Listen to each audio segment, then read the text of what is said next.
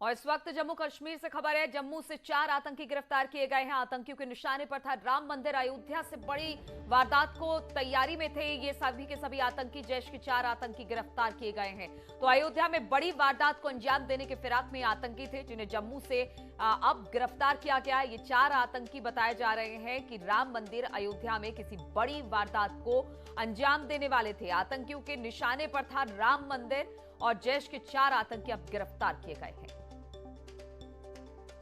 और बातचीत करने के लिए तजेंद्र सोढ़ी हमारे साथ जम्मू से जुड़ गए हैं। तजेंद्र, कहां से इनकी गिरफ्तारी हुई है?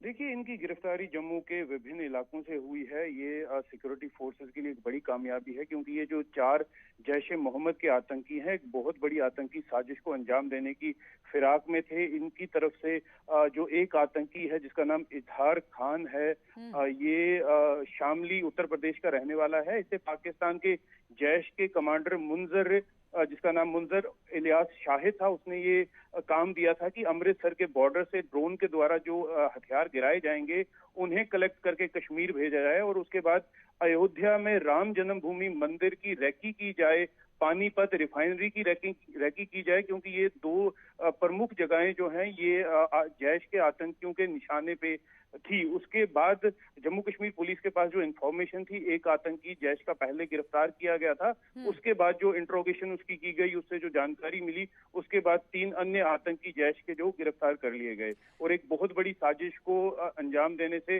नाकामयाब किया गया इन आतंकियों। तजेंद्र, अगर बात की जाए जिस तरह से 15 अगस्त को लेकर थ्रेटन हमेशा रहता है और इस बार कुछ ज्यादा ही था, इसलिए अलर्ट मोड पे थी, तो क्या हम माने कि जिस तरह से अलर्ट और मुस्तैदी थी, इसी के बाद ये सभी के सभी आतंकी अब गिरफ्तार हुए हैं?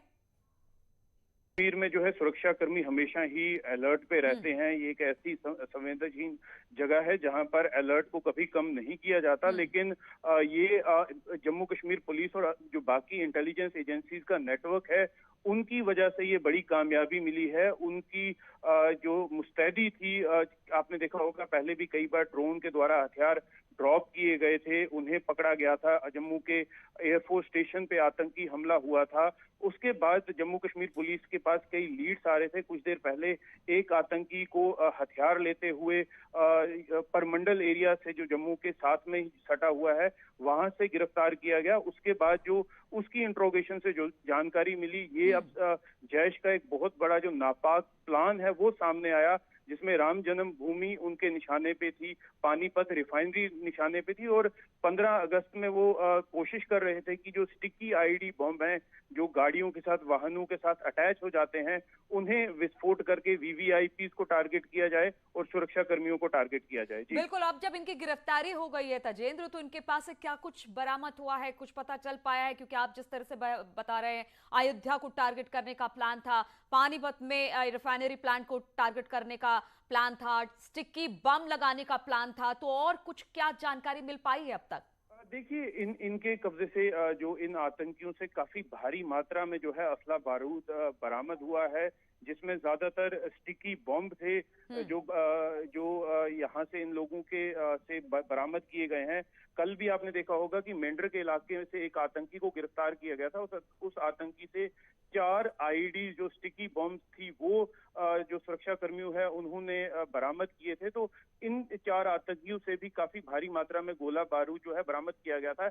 इनमें से एक आतंकी को पाकिस्तान से ये नसीहत दी गई थी कि एक सेकेंड हैंड मोटरसाइकिल को खरीदकर उसमें आईडी लगाकर जो इंडिपेंडेंस डे की सेलिब्रेशन बिल्कुल, होगी, तो बहुत खतरनाक इरादा था और आतंक फैलाने का 15 अगस्त पर पूरी तैयारी इन आतंकवादियों की तरफ से थी, लेकिन समय रहते इनको गिरफ्तार कर लिया गया। बहुत बहुत शुक्रिया आपका तजेंद्र, हमारे साथ जुड़ने के लिए।